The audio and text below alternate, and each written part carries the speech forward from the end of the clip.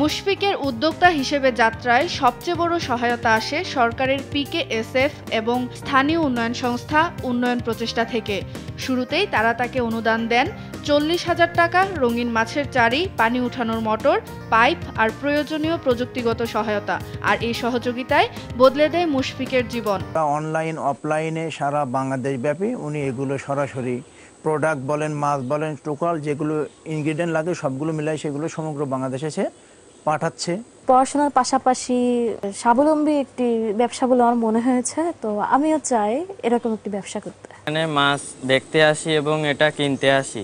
বর্তমানে তিনি এলাকার 5টি পুকুরের পাশাপাশি নান্দা ও চারিতে চাষ করছেন goldfish, কৈকার্প, Moli, swordtail, Angel fish সহ নানা জাতের রঙিন মাছ। ভবিষ্যতে এ প্রকল্পকে আরো বড় করার পরিকল্পনাও রয়েছে তার। যারা এখানে নতুন আসে বা শিখতে চায় বা বুঝতে চায় তাদেরকে আমি এখানে গাইড করার চেষ্টা করি এবং তাদের জন্য আমি একটা মেসেজ দিতে চাই, সেটা হচ্ছে আগে ইনভেস্ট না করে আগে শিখতে হবে। এখানে অনেক কিছু শেখার আছে। তরুণদের এমন সৃজনশীল উদ্যোগে সবসময় পাশে থাকার আশ্বাস উন্নয়ন প্রচেষ্টার নির্বাহী পরিচালকের।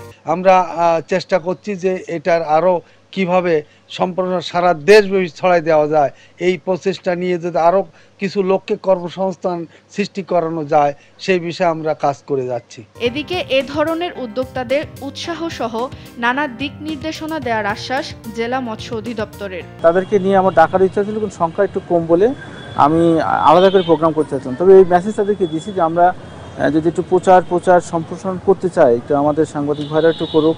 অল্প পুঁজি, সঠিক দিক নির্দেশনা আর দৃঢ় মনোভাব থাকলে একটি ছোট উদ্যোগও বদলে দিতে পারে পুরো জীবন। মুশফিকের রঙিন মাছের চাষ শুধু তার অর্থনৈতিক মুক্তির পথে খুলে দেয়নি, বদলে দিয়েছে এলাকার তরুণদের দৃষ্টিভঙ্গিও।